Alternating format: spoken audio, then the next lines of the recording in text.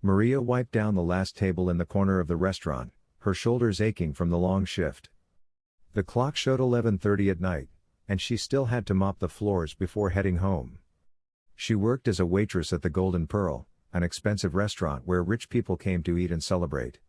Maria had been working there for 3 years, saving every penny she could. The restaurant was finally empty except for a group of wealthy young men sitting near the grand piano.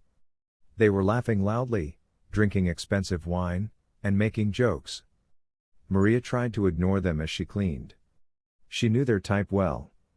They came from rich families, wore designer clothes, and never worried about money. They treated staff like they were invisible. One of the young men noticed the piano and pointed at it. His name was Derek, and his father owned several hotels in the city. He was known for being cruel and enjoying making fun of others. He looked around the restaurant and his eyes landed on Maria. A nasty smile spread across his face. "Hey, you there," Derek called out to Maria. She looked up from wiping a table, hoping he was not talking to her. But he was staring right at her with that mean smile. "Yes, you. Come here." Maria walked over slowly, holding her cleaning cloth. She kept her face calm even though her heart was beating fast. Working in this restaurant had taught her to stay quiet and polite no matter what customers said or did. "Do you know how to play the piano?" Derek asked, pointing at the beautiful black grand piano that sat in the corner. His friends started laughing before Maria could even answer. "A little bit, sir," Maria said quietly. She did know how to play, but she did not want to tell them that. Her mother had taught her when she was young, before everything went wrong in their family. "Oh, she knows a little bit," Derek mocked, and his friends laughed harder. "Well then, play something for us. Consider it part of your job tonight." He leaned back in his chair, looking very pleased with himself. Maria felt her face grow hot. She knew this was not part of her job. They were making fun of her, trying to embarrass her in front of everyone. The manager had already left for the night, so there was no one to help her. She could refuse, but these were the kind of people who could get her fired with one phone call to the owner. The other waitress, Jenny, gave Maria a sympathetic look from across the room. The kitchen staff peeked through the door, wondering what was happening. Derek's friends were recording on their phones now, expecting Maria to fail and wanting to capture her embarrassment. They thought this would be funny entertainment to share with their rich friends. Maria looked at the piano, then back at Derek and his friends. They were all watching her with cruel amusement in their eyes. She could walk away, but she needed this job desperately. Her younger brother was in college, and she was helping pay his fees. Their father had died 5 years ago, and their mother worked 2 jobs just to keep food on the table. Taking a deep breath, Maria nodded slowly. She put down her cleaning cloth and walked toward the piano. Her hands were shaking slightly, but she tried to hide it. The young men whispered to each other and laughed, clearly expecting a disaster. They thought she would hit wrong notes and make a fool of herself. Maria sat down on the piano bench and adjusted her position. The piano was beautiful, much nicer than the old broken one she had learned on as a child. She remembered her mother's gentle voice teaching her, showing her where to place her fingers. Those were happy memories from a time before everything became so hard. Derek called out loudly, "Play something classical. Something difficult. Let us see what a waitress knows about real music." His friends roared with laughter. One of them raised his phone higher to get a better video. Maria closed her eyes for just a moment. She thought about her mother, her brother, and all the struggles they had faced together. She thought about every rude customer she had served with a smile, every insult she had swallowed, every long night when her feet hurt so much she could barely stand. Then she placed her fingers on the keys. She began to play Chopin's Nocturne in E-flat major. The first notes floated through the restaurant like silk. Her fingers moved across the keys with surprising grace and confidence. The laughter behind her stopped almost immediately. The restaurant became completely silent except for the beautiful music. Maria poured everything into that piano. Every emotion she had kept hidden for 3 years came out through her fingers. The sadness of losing her father. The exhaustion of working endless hours. The loneliness of sacrificing her own dreams to help her family. But also the love she felt for her mother and brother. The pride of being strong. The hope that things would get better someday. Her eyes remained closed as she played. She was no longer in that restaurant. She was back in her childhood home, playing for her father, who would sit and listen with tears in his eyes. He always said she had a gift, that she should go to music school.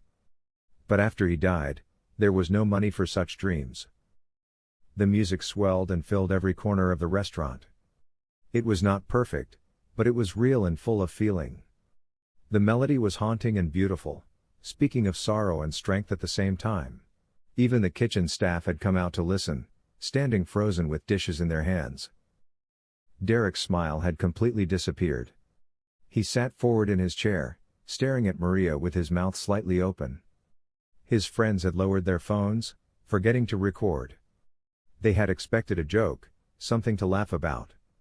Instead, they were witnessing something extraordinary. The last notes of the Chopin piece faded into silence. Maria kept her hands on the keys for a moment longer, not wanting to face the young men behind her. She had lost herself in the music, forgotten where she was. Now reality came crashing back. She was still just a waitress in a fancy restaurant, and they were still rich customers who had humiliated her. Slowly, Maria stood up from the piano bench.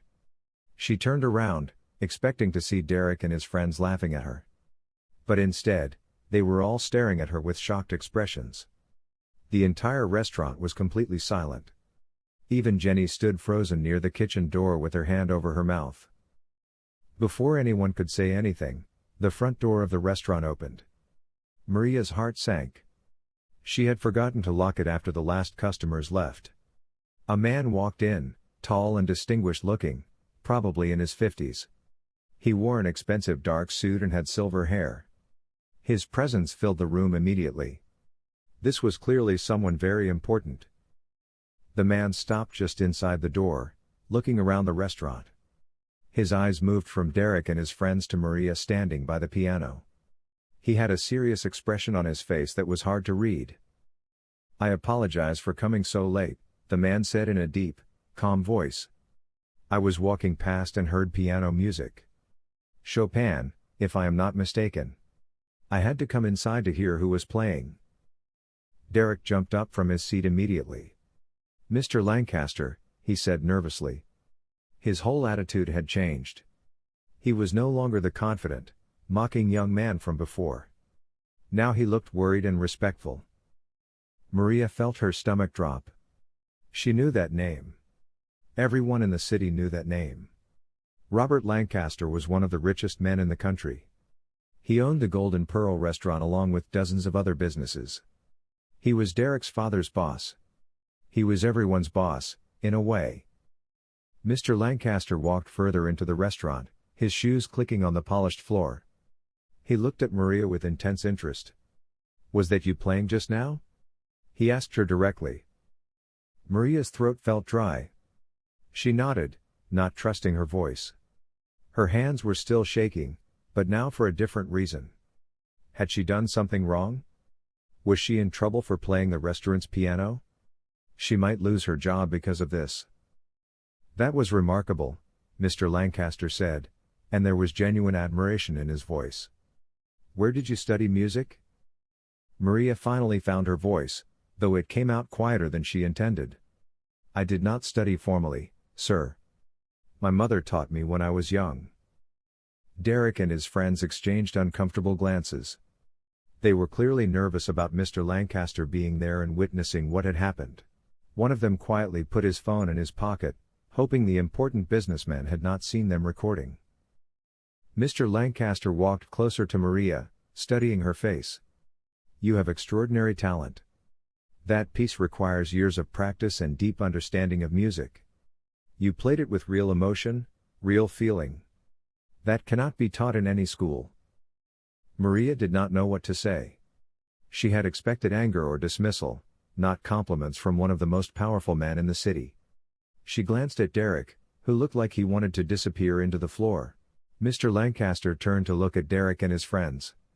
The temperature in the room seemed to drop several degrees.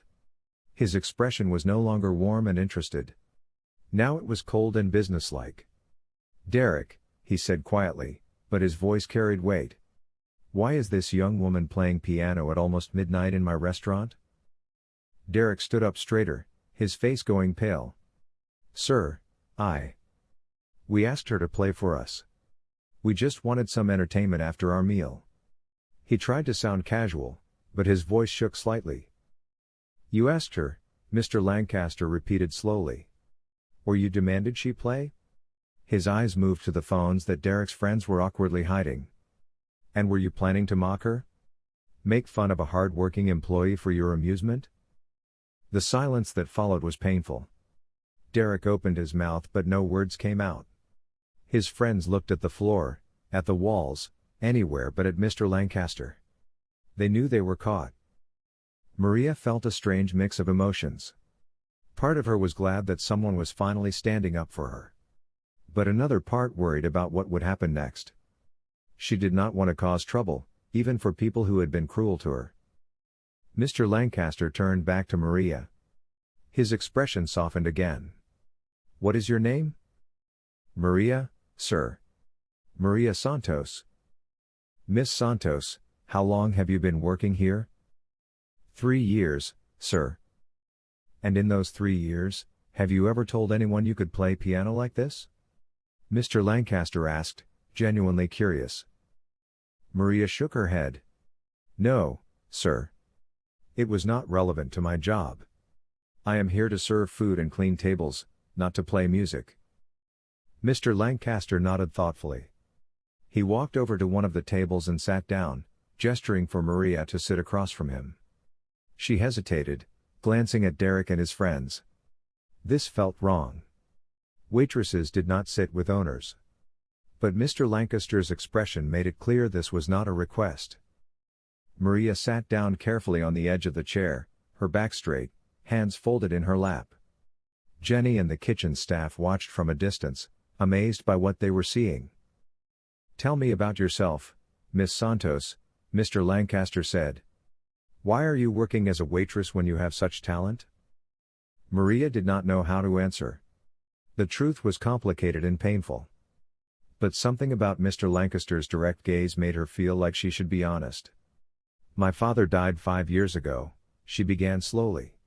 "He was a teacher, and my mother was a piano instructor. After he passed, we had debts. Medical bills. My younger brother was still in school. My mother started working 2 jobs, and I dropped out of college to help earn money." "What were you studying in college?" Mr. Lancaster asked. "Business administration," Maria said. "I wanted to open my own music school someday, where children from poor families could learn to play.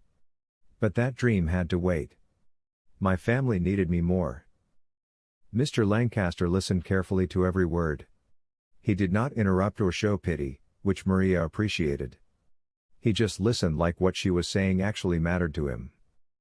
Derek and his friends had started slowly moving toward the door, hoping to escape.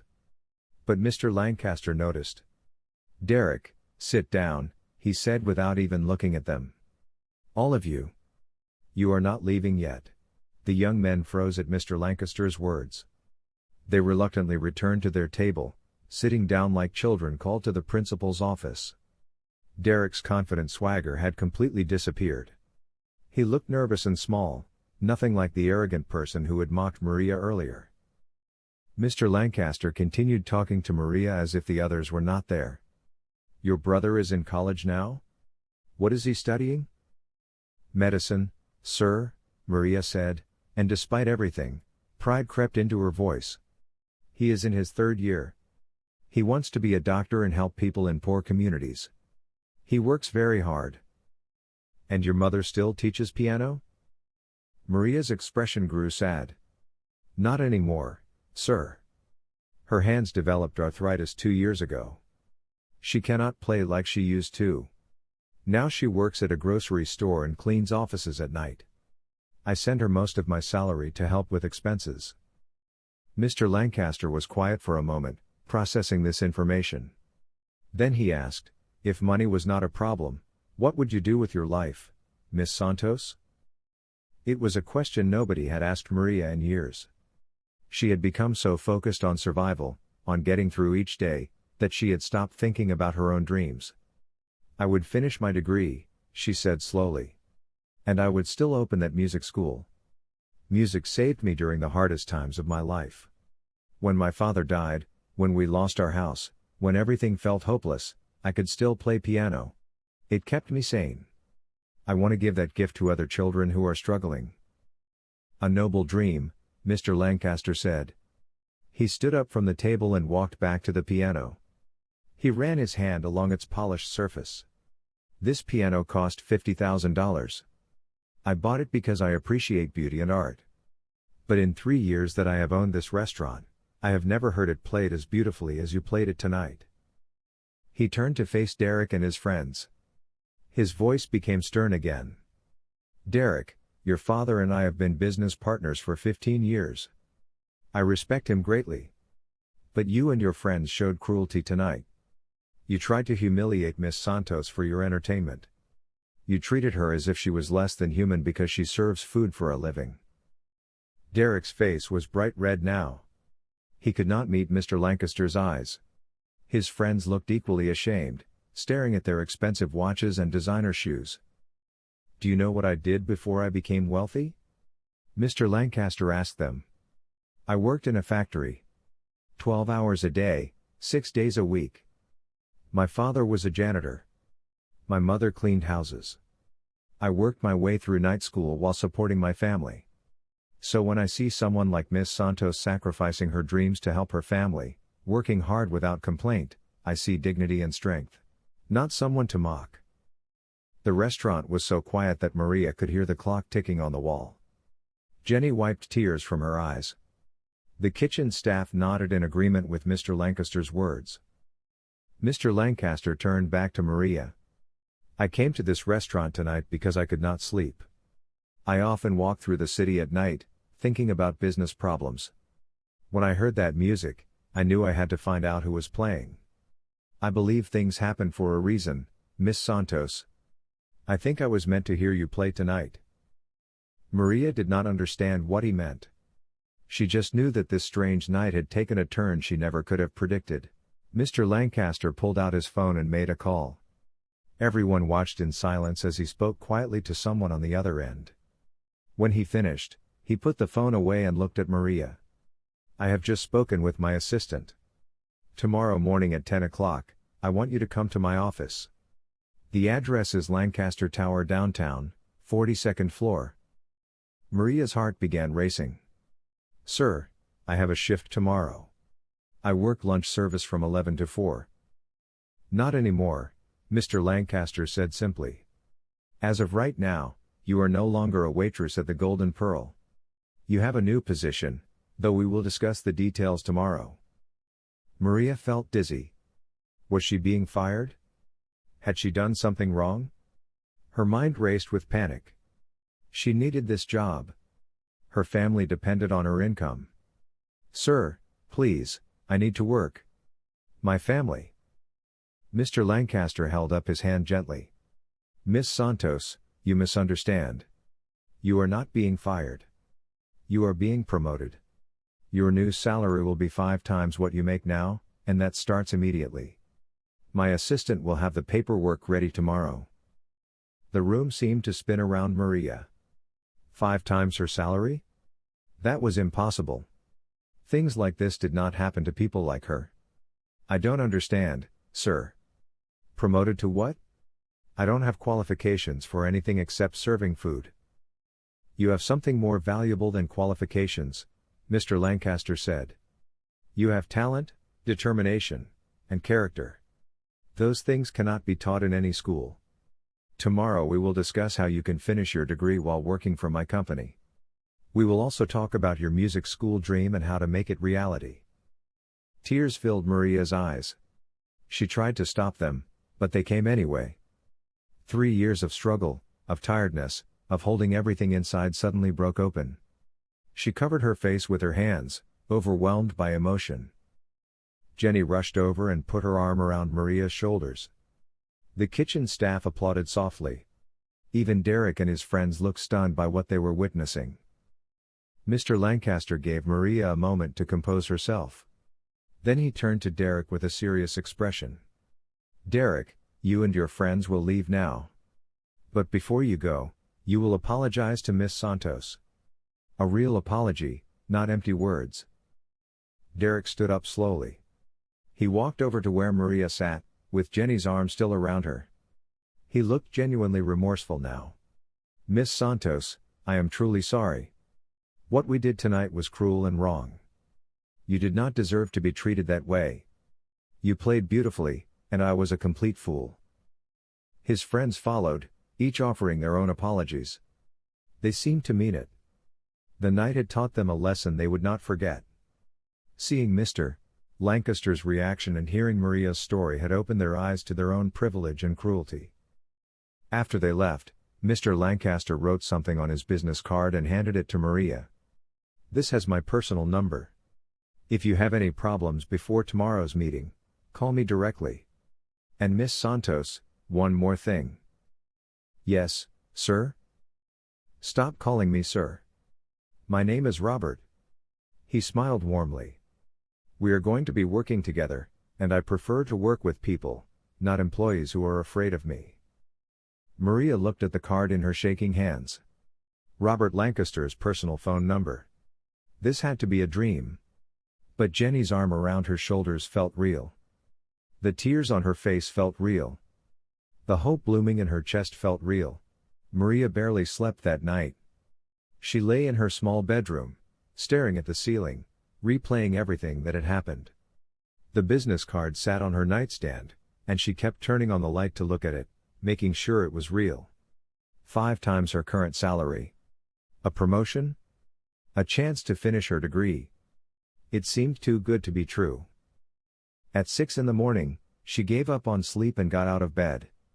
Her younger brother, Carlos, was already awake, studying at the kitchen table of their tiny apartment. He looked up when she entered, concern on his face. "You came home really late. Is everything okay?" Carlos asked. He was 20 years old, tall and thin, with dark circles under his eyes from studying too much. Maria sat down across from him. She did not know where to begin. "Carlos, something happened last night. Something incredible." She told him the whole story, watching his eyes grow wider with each detail. When she finished, Carlos was silent for a long moment. Then he said quietly, "Maria, you have to be careful.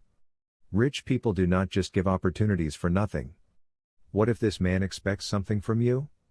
Something inappropriate?" Maria had worried about the same thing during her sleepless night. But she had replayed every word Robert Lancaster had said, every expression on his face. "I do not think so, Carlos." He was respectful the whole time. He talked about his own poor background, his family. "He reminded me of Papa in some ways." Their mother shuffled into the kitchen, looking exhausted even though she had just woken up. She was only 48 but looked older, worn down by years of hard work and worry. "Who reminded you of your papa?" she asked, putting water on for coffee. Maria told the story again.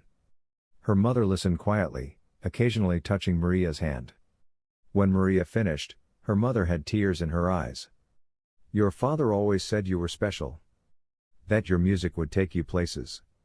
I think he is watching over you from heaven." At 9:30, Maria stood outside Lancaster Tower. It was the tallest building in the city, all glass and steel, reaching into the clouds. She wore her best outfit, a simple blue dress she had bought 2 years ago for a cousin's wedding. Next to the wealthy people walking in and out of the building, she felt small and out of place. But she thought about her father, about her mother's tired face, about Carlos studying at that kitchen table. She thought about all the children who might one day learn music at the school she wanted to build. She straightened her shoulders and walked through the revolving doors. The lobby was massive and intimidating, with marble floors and a ceiling that seemed miles high. Maria approached the security desk, her hands clutching her purse tightly. "I have an appointment with Mr. Lancaster at 10 o'clock. My name is Maria Santos." The security guard checked his computer and smiled at her. Yes, Miss Santos. Mr. Lancaster's assistant called down about you. Take the elevator on the right to the 42nd floor. Someone will meet you there. The elevator ride felt like flying. Maria watched the numbers climb higher and higher. Her ears popped. Her stomach fluttered with nervousness. When the doors opened on the 42nd floor, a professional-looking woman in her 30s stood waiting. Miss Santos? I am Jennifer Park, Mr. Lancaster's executive assistant. Welcome. She shook Maria's hand warmly. Mr. Lancaster is very excited to meet with you. Please, follow me. The office space was beautiful, with floor-to-ceiling windows offering views of the entire city. Employees worked at modern desks, typing on computers, taking phone calls. Everyone looked busy and purposeful. Maria felt completely out of her depth. Jennifer led Maria to a large corner office with windows on two sides. Robert Lancaster stood looking out at the city. He turned when they entered and smiled warmly. He looked different in the morning light, less intimidating than he had seemed in the restaurant. He wore a crisp white shirt with the sleeves rolled up, no jacket, looking like someone ready to work. Miss Santos, thank you for coming. Please, sit down. He gestured to a comfortable chair across from his desk. Jennifer, could you bring us some coffee? And the files we discussed earlier. Of course, sir. Jennifer disappeared, closing the door behind her. Robert sat down and studied Maria's face. You look tired. Could you not sleep? Maria smiled weakly. I kept thinking I would wake up and discover it was all a dream. It is very real, I assure you, Robert said. Now, let me explain what I have in mind. But first, I want you to understand something important. This is not charity. I am a businessman, and I do not make business decisions based on emotion. I am offering you an opportunity because I believe you will be valuable to my company. Do you understand the difference? Maria nodded slowly. She appreciated his directness. Charity would have made her uncomfortable. An opportunity she could earn felt different. Good, Robert continued. I own 17 hotels and restaurants across the country. I also own a chain of performing arts centers. My businesses focus on hospitality, entertainment, and culture. Last night, watching you play, I realized something. I have been missing an important element in how I approach my cultural venues. Jennifer returned with coffee and a stack of folders. She set them down and left again quietly. Robert opened one of the folders. I have venues with expensive pianos, stages, and sound systems. But I have been treating them as background decoration. What if they could be more? What if each venue had genuine talent, real artists, creating experiences for guests? Not recorded music or hired performers doing their routine. Something authentic. Maria listened carefully, beginning to understand where he was going. I want you to develop a program, Robert said. Find talented people like yourself who need opportunities. Train them. Place them in my venues. Create moments of beauty that guests will never forget. You would manage this entire initiative. Build a team. Set standards. Make it something special. But I have no experience managing anything, Maria protested. I have only been a waitress and a student. You manage to work full-time, help support your family, and keep your skills sharp enough to play Chopin perfectly, Robert countered. That takes more management ability than most people in suits walking around this building. Besides, I will provide training. You will work with my existing managers, learn the business side. I do not expect you to know everything immediately. Jennifer knocked and entered again. Mr. Lancaster, I have the university on the line. They are ready to discuss Miss Santos's re-enrollment. Maria's eyes widened. University? Already? Robert smiled. I made some calls this morning. You said you were studying business administration. The university has agreed to let you complete your degree through evening and online classes. My company will pay all tuition and fees. It is part of your employment package. Maria felt overwhelmed again. Everything was happening so fast. I do not know what to say. Say yes, Robert said simply. Take the opportunity. Work hard. Prove that I made the right decision. That is all I ask. Maria thought about her mother's arthritic hands, unable to play piano anymore. She thought about Carlos, studying to become a doctor. She thought about her father, who had always believed in her. Yes, she said firmly. Yes, I will do it. I will work harder than anyone. I promise. The next 3 months passed in a whirlwind. Maria moved through them in a state of constant amazement and exhaustion. Robert had not exaggerated when he said she would need to learn quickly. Every day brought new challenges, new lessons, new opportunities to either succeed or fail. Jennifer became her mentor and friend. The executive assistant taught Maria how to navigate the corporate world, how to dress professionally, how to speak confidently in meetings. You have the talent and heart, Jennifer told her. Now you need the polish. Not to change who you are, but to make sure people listen when you speak. Maria's new salary allowed her family to move into a better apartment. Her mother cried when she saw the 2 bathrooms and the kitchen with a real stove. I never thought I would live somewhere nice again, her mother said, touching the clean white walls. Carlos was able to focus fully on his medical studies without working part-time jobs. He was grateful but also worried. Maria, you are doing so much for us. What about your own life? Your own dreams? This is my dream, Maria told him honestly. I am building something meaningful. Just wait and see. Maria spent her mornings in meetings, learning about hotel operations, guest experiences, and business strategy. Her afternoons were for field work, visiting Robert's various venues, meeting managers, and studying how each location functioned.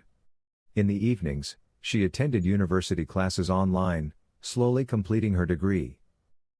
But the most important work happened in between. Maria began searching for talent. She visited community centers, churches, small music schools in poor neighborhoods. She listened to street musicians, attended amateur performances, and asked questions everywhere she went. She found a young man named Thomas who played saxophone outside a subway station. He had learned from his grandfather and played with such soul that people stopped walking to listen. She found a woman named Aisha who sang gospel music in her church, her voice so powerful it gave people chills.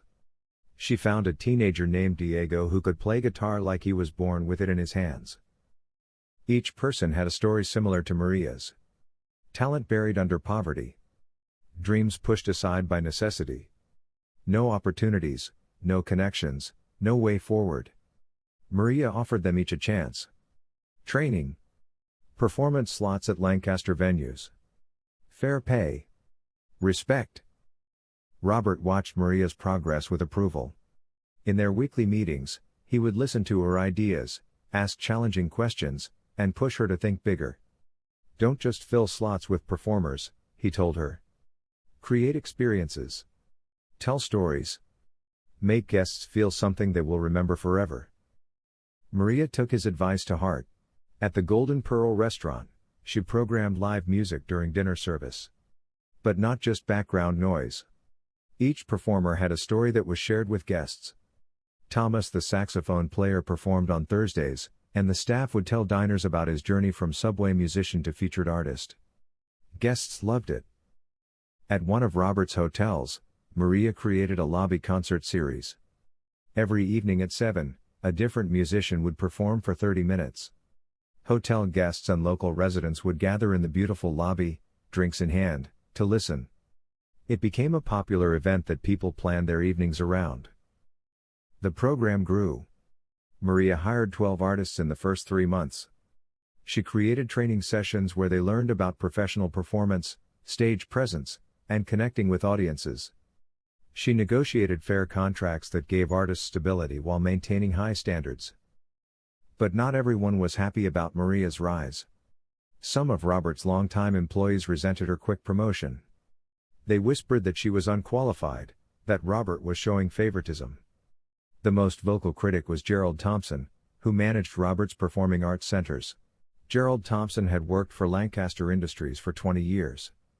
He was a man in his late 50s who believed deeply in traditional ways of doing things. When Robert announced that Maria would be developing the new artistic programming for all venues, Gerald made his displeasure clear. At a management meeting, Gerald questioned Maria in front of everyone. "With all due respect, Miss Santos, what qualifies you to make artistic decisions for our premier venues? You have been with the company for 3 months. I have been building relationships with established artists and agencies for 2 decades." Maria felt all eyes turn to her. Her heart pounded, but she kept her voice steady. "You are right that I am new to this business, Mr. Thompson. But I bring a different perspective. The established artists you work with are excellent, but they come with high price tags and strict contracts. I am finding equally talented people who have been overlooked. Fresh voices. Authentic stories. And yes, I am still learning, which is why I value your experience and hope we can work together." It was a diplomatic answer, but Gerald was not satisfied. Over the following weeks, he continued to undermine Maria's initiatives. He would tell artists she recruited that their contracts were being reviewed. He would schedule traditional performances at times that conflicted with Maria's programming. He complained to other managers that Maria was wasting company resources on unproven talent. The tension finally exploded at the opening of Maria's biggest project yet. She had convinced Robert to let her organize a special event at the Lancaster Grand Theatre, his flagship performing arts center. It would showcase all 12 of the artists she had recruited, plus 3 new discoveries. The event was free to the public, designed to introduce the community to these emerging talents. Gerald had opposed the event from the start. The Lancaster Grand Theatre hosts symphony orchestras and famous performers, he had argued. Opening it up for free to showcase street musicians and amateur singers diminishes our brand. But Robert had supported Maria. "Let her try, Gerald. If it fails, we learn from it. If it succeeds, we all benefit." The night of the event arrived. Maria had been preparing for weeks, coordinating schedules, arranging rehearsals, designing the program. She had barely slept for 3 days, obsessing over every detail. This was her chance to prove that her vision worked, that investing in overlooked talent could create something special. 2 hours before the doors opened, disaster struck. Half the sound equipment failed. The technicians Gerald had assigned to the event suddenly claimed they had not been properly briefed on the setup. The lighting system was programmed for the wrong kind of performance. Chaos erupted backstage. Maria found Gerald in his office, looking calm and unconcerned. "Mr. Thompson, we have serious technical problems. Can you help us resolve them before the show starts?" Gerald barely looked up from his desk. "I assigned staff to your event, Miss Santos. If they are having difficulties, perhaps the problem is with your planning, not their competence." Maria felt anger rising in her chest, but she forced herself to stay calm. "Are you deliberately sabotaging this event?" "That is a serious accusation," Gerald said coldly. "I would be careful about making claims you cannot prove. Mr. Lancaster values loyalty from his long-time employees. He will not appreciate you trying to blame your own failures on others." Maria left his office, her hands shaking with frustration. She could fight with Gerald or she could fix the problem. She chose to fix the problem. She called Jennifer, who arrived within 20 minutes with her own contacts. Between them, they found emergency technical support. The 12 artists Maria had trained worked together to adjust the program on the fly, showing the adaptability and teamwork she had taught them. By the time the doors opened, everything was functioning. Not perfectly, but well enough. The theater filled with people from all walks of life. Families from poor neighborhoods sat next to wealthy patrons. Young people and elderly folks mixed together. It was exactly the diverse audience Maria had hoped for. The concert began with Thomas on saxophone. He walked onto the stage of the Lancaster Grand Theatre, a venue he had only dreamed of entering. His hands trembled slightly as he lifted the instrument to his lips. Then he began to play, and the trembling disappeared. His music filled the theater with warmth and soul. Between each performance, Maria had arranged for brief interviews. A video screen showed footage of Thomas playing in the subway, then cut to him talking about his journey. "I thought I would play in stations forever," he said on screen. "Then Maria found me and believed I deserved a real chance. Tonight, I am playing for all the people who think their dreams are too big." The audience responded with thunderous applause. Maria watched from backstage, tears in her eyes. This was exactly what she had wanted to create. Not just entertainment, but connection. Not just performances, but stories that mattered. Aisha sang next, her gospel voice bringing people to their feet. Diego played guitar, his fingers dancing across the strings with impossible speed and grace. Each artist brought their unique gift, and the audience loved every moment. Maria herself closed the show. She had not planned to perform, but at the last minute, she felt it was right. She walked to the piano on stage, the same nervous energy she had felt that night at the Golden Pearl restaurant flooding through her. But this time was different. This time she was not being mocked or tested. She was sharing her gift freely. She played the same Chopin nocturne, but also added pieces her mother had taught her years ago. Traditional songs from their culture, melodies that spoke of struggle and hope. As she played, she thought about how far she had come. From that small apartment with the broken piano to this grand stage. From hiding her talent to celebrating it. When the concert ended, the audience gave a standing ovation that lasted 5 minutes. People wiped tears from their eyes. Strangers hugged each other. Something special had happened in that theater, and everyone felt it. Robert found Maria backstage, surrounded by excited artists and well-wishers. He pulled her aside for a private moment. "That was extraordinary," he said simply. "You proved tonight that taking chances on people creates something money cannot buy. Authenticity. Heart. Real human connection. Thank you for believing in me," Maria said. "For giving me this opportunity." "You gave yourself this opportunity," Robert corrected her. "I just opened a door. You walked through it and built something beautiful." The next morning, reviews of the concert appeared in newspapers and online. Critics praised the fresh approach, the diversity of talent, the emotional impact. The Lancaster Grand Theatre event trended on social media.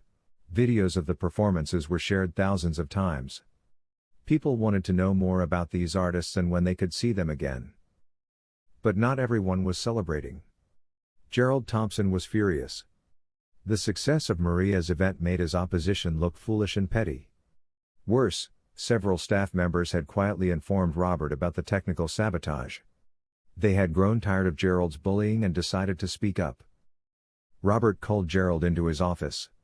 Maria was not present for that meeting, but Jennifer told her later what happened. Robert had given Gerald a choice: retire with a generous package or be fired for deliberately undermining company initiatives. Gerald chose retirement, signing papers that same day. "I should feel happy he is gone," Maria told Jennifer. "But mostly I just feel sad. He wasted his energy fighting change instead of being part of something good." "That is what makes you different," Jennifer said. "You do not seek revenge.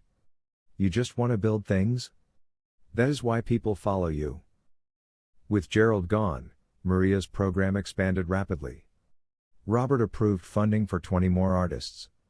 Maria created a formal training academy, teaching performance skills, business basics, and professional development. She partnered with music schools to offer scholarships. She built relationships with talent scouts, community leaders, and arts advocates. 6 months after that successful concert, Maria received a phone call that changed everything again. It was from the mayor's office. The city wanted to partner with Lancaster Industries to create a permanent music education center for underprivileged children. They had been impressed by Maria's work and wanted her to lead the project. Maria could hardly believe it. This was the dream she had put away years ago. Her own music school, where poor children could learn for free. But now it would be even bigger than she had imagined, with city funding, corporate sponsorship, and full support from Robert's company. She met with the mayor, city officials, and education leaders. They offered her a building in a struggling neighborhood, one that had been sitting empty for years. It was old and needed renovation, but the space was perfect. Large rooms for classes, a small theater for recitals, practice rooms with good acoustics. "We will fund the renovation," the mayor said. "Lancaster Industries will manage operations and provide ongoing support. You will direct the entire program. We want to serve 500 children in the first year, growing to 2,000 within 5 years." Maria walked through the empty building with her mother. The older woman moved slowly, touching the walls, looking at the high ceilings. "Your father would be so proud," she said softly. "He always knew you were meant for something special." "Mama, I want you to work here," Maria said. "Not cleaning or doing office work. Teaching. You can still play enough to teach beginners. And your experience is valuable. These children need teachers who understand what it means to struggle." Her mother started crying. "My hands are not what they used to be." "You do not need perfect hands to teach children. You need patience, kindness, and knowledge. You have all of that." The Lancaster Music Academy opened 9 months later. The renovated building gleamed with fresh paint and new equipment. 30 pianos of various sizes filled the classrooms. String instruments, percussion, brass, and woodwinds filled storage rooms. Everything was free for students to use. Maria had recruited 15 teachers, all with backgrounds similar to hers. People who had struggled, who understood poverty, who knew what music could mean to a child with few other bright spots in life. Her mother taught beginner piano 3 days a week, moving slowly but patiently, remembering what it felt like to be young and hungry for beauty. Carlos, now in his final year of medical school, volunteered at the academy every weekend. He taught children about the connection between music and brain development, making science fun and accessible. He had finally found time for interests beyond his studies. The first 500 students ranged from age 6 to 16. They came from foster care, homeless shelters, immigrant families, and struggling neighborhoods. Many had never touched an instrument before. Some had difficult home lives. Others struggled in regular school. But at the academy, they found a place where they belonged. Maria taught an advanced piano class herself, passing on everything her mother had taught her. She was strict but encouraging, pushing students to be their best while never making them feel inadequate. "Mistakes are how we learn," she would tell them. "The only failure is not trying."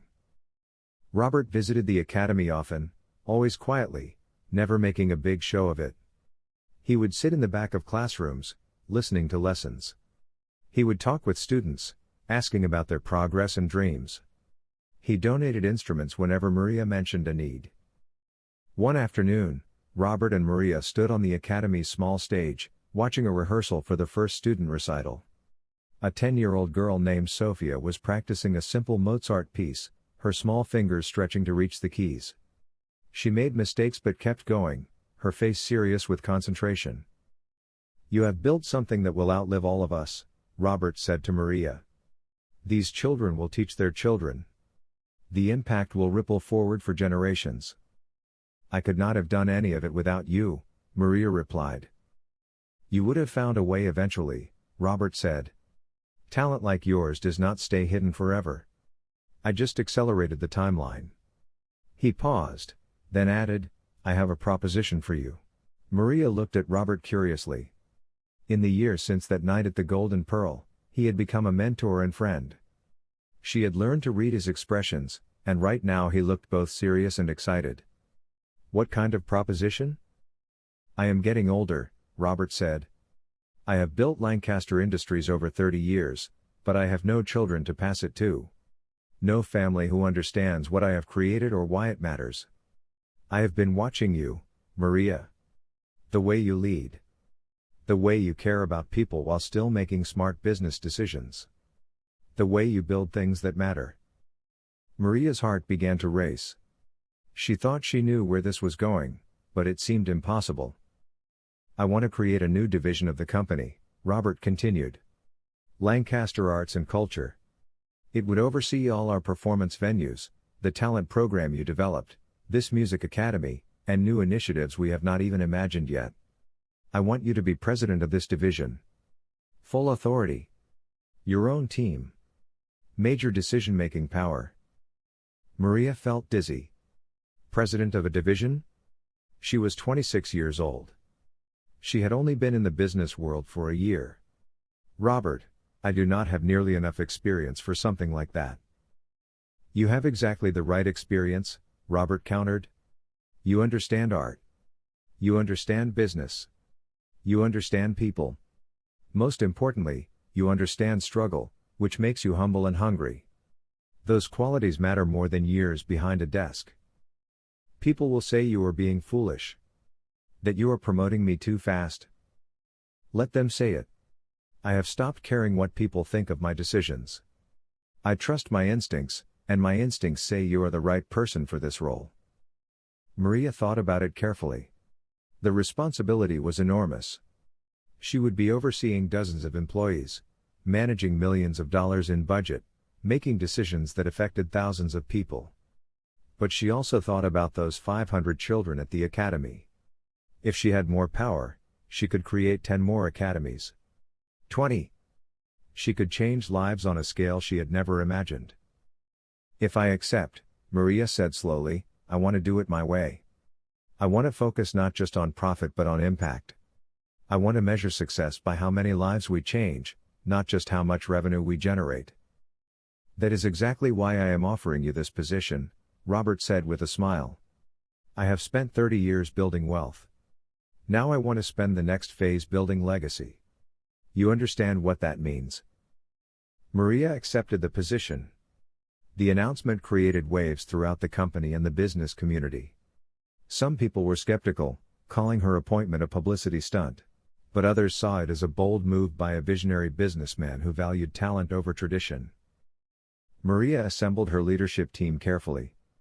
Jennifer became her chief of staff, bringing organizational expertise and corporate knowledge. Thomas, the former Subway saxophonist, became director of talent recruitment, using his street connections to find hidden artists. Aisha headed community outreach, building relationships with schools and community centers. Together, they expanded the Lancaster Arts and Culture Division beyond what Maria had dreamed possible. They opened 3 more music academies in different cities.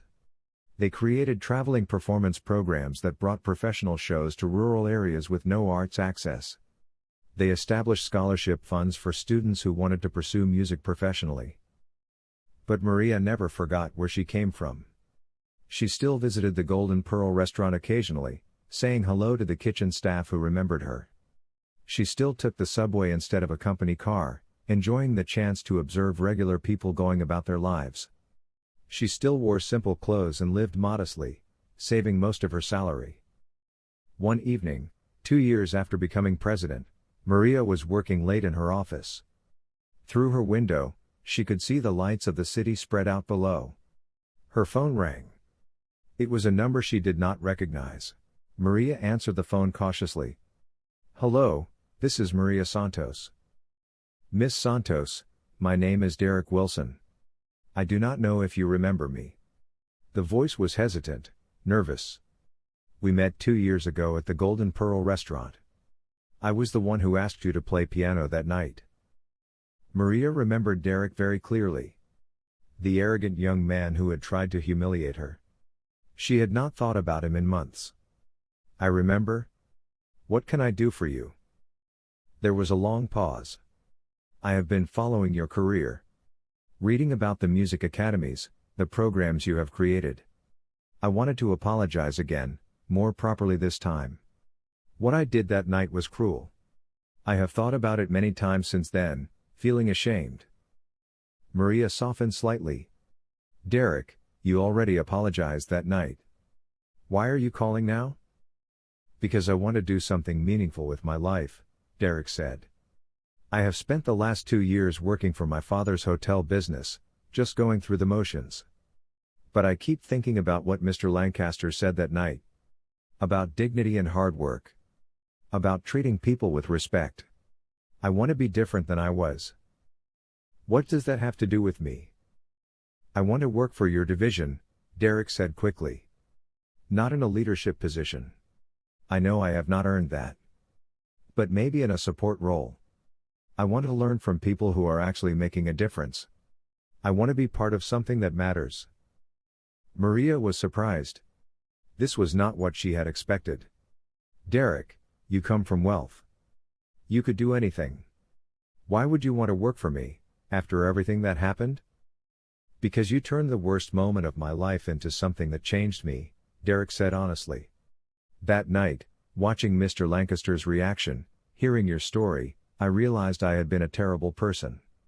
Cruel and entitled. I have been trying to become better, but I need guidance. I need to be around people who live with purpose." Maria thought carefully. She believed in second chances. After all, she had been given one herself. But she also needed to protect the culture she had built. "If you really want to do this, I will give you one chance. You will start at the bottom. You will work harder than you have ever worked. You will be respectful to everyone, especially those with less power than you. And if I see any sign of your old behavior, you are done. Understood?" "Understood completely. Thank you, Miss Santos. You will not regret this." Derek started working the following month. True to his word, he took the lowest position available, helping with logistics and event setup. He carried equipment, organized supplies, and did whatever was needed. He was quiet and respectful, learning by watching and listening. The other staff members were skeptical at first. Some knew his history and did not trust him. But Derek proved himself through consistent action. He arrived early and stayed late. He never complained about difficult tasks. He treated everyone, regardless of position, with genuine respect. 6 months later, Maria promoted him to assistant coordinator. A year after that, he became a full program coordinator. Derek had found his purpose, and he was good at what he did. He used his connections with wealthy families to secure donations and sponsorships for the music academies. He understood the culture of privilege and could navigate it effectively while keeping his focus on the mission. Meanwhile, the Lancaster Music Academy was producing remarkable results. Students who had been failing in regular school were thriving. Children with behavior problems found discipline through music. Teenagers who had been heading toward trouble found a positive path forward. Sophia, the 10-year-old whom Maria had watched practice Mozart, was now 13 and playing advanced Beethoven. She had been accepted to a prestigious music high school with a full scholarship. She wanted to become a concert pianist and teach children like herself. Carlos finished medical school and started his residency at a hospital in a poor neighborhood. He continued volunteering at the academy, now leading a program that combined music and health education. He was proud of his sister and everything she had accomplished. Maria's mother still taught beginner piano, her arthritic hands moving slowly but surely across the keys. She had regained a sense of purpose and joy that had been missing for years. Every day, she told her students about Maria, about hard work, about never giving up on dreams. 3 years after that fateful night at the Golden Pearl, Maria stood on stage at the city's largest concert hall. The venue held 3,000 people, and every seat was filled. This was the culminating event of the year, a showcase featuring students from all 4 Lancaster Music Academies, which now served over 2,000 children. Robert sat in the front row, now 70 years old but still sharp and engaged. Next to him sat Maria's mother and Carlos. Behind them were Jennifer, Thomas, Aisha, Diego, and dozens of others whose lives had been changed by the programs Maria had built. Even Derek was there, sitting quietly in the back, watching the students perform. He had become one of Maria's most reliable team members, his transformation complete. He was engaged to a teacher from one of the academies, a kind woman who had helped him understand what real purpose meant. Maria walked to the microphone at center stage. She wore a simple but elegant dress, her hair pulled back, her face calm. She looked out at the sea of faces and took a deep breath. 3 years ago, she began, I was a waitress in a restaurant. I had dreams, but I had put them away because my family needed me. I thought my life would be about survival, about getting through each day. Then something unexpected happened. She told the story. Not all the details, but the essential truth. A cruel provocation that became an opportunity. A piano that changed everything. A man who saw potential instead of just a waitress. An impossible journey from desperation to purpose. I tell you this story because I want every child here to understand something important, Maria said, looking directly at the young students filling the first 10 rows. Your circumstances do not define your future. Your talent matters, but your character matters more. Work hard. Stay humble. Help others. And never forget where you came from. The students listened intently. Many came from situations similar to Maria's. They understood struggle. They understood sacrifice. Her words resonated with their own experiences. Tonight, you will hear incredible music, Maria continued. But more importantly, you will witness something else. You will see what happens when people invest in potential. When communities come together. When businesses care about more than profit. When one person's success lifts up everyone around them. The concert that followed was spectacular. Over 100 students performed, from beginners playing simple scales to advanced musicians handling complex compositions. The audience laughed, cried, and celebrated. Local news cameras captured everything. National media had sent reporters, intrigued by the story of the former waitress who had revolutionized arts education. After the final performance, Maria returned to the piano herself. She played the Chopin Nocturne one more time, the piece that had started everything. But she played it differently now. With confidence. With joy. With the knowledge that she had not just changed her own life but touched thousands of others. When she finished, the standing ovation lasted 10 minutes. Robert came on stage and hugged her tightly. "You have exceeded every expectation," he said. "I knew you had talent and heart. But you also had vision and courage. That combination is rare." Later that night, at a small private celebration, Robert made an announcement. "I am retiring next year," he said to the gathered friends and colleagues. "I have decided to split Lancaster Industries into 2 equal parts. The hotels and restaurants will continue under new leadership. But Lancaster Arts and Culture will become its own independent organization, with Maria as CEO and majority owner." Maria gasped. "Robert, I cannot accept that. It is too much." "It is not a gift," Robert said firmly. "It is an investment in the future. You will buy me out over time with the organization's profits. But I want it in your hands, under your control. I trust you to carry the mission forward long after I am gone." Maria looked around at all the faces watching her. Her mother, tears streaming down her face. Carlos, grinning with pride. Jennifer, nodding encouragement. Derek, transformed and grateful. The artists who had become colleagues and friends. The children whose lives had been changed by opportunity. She thought about her father, who had believed in her before anyone else. She thought about that long night 3 years ago, standing by a piano, deciding whether to walk away or take a chance. She thought about every difficult moment since then, every challenge overcome, every small victory that led to this moment.